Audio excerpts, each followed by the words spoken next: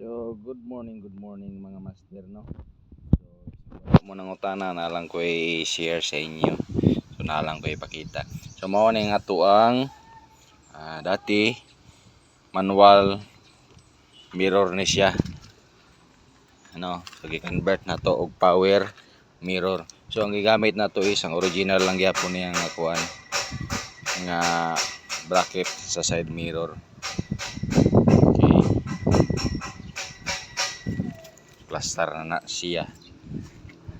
So okay na ang wiring ani. So nakagwapo ani kay na siya ay repeater. So gana gyapon na siya. So mudawat na tag convert ani no. Ang switch. So diri lang gyapon nato siya ibutang. Diri nga side. So mo tong pikas. So PM lang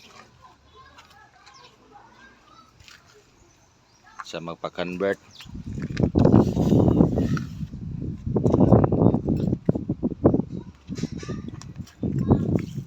So mao lang to.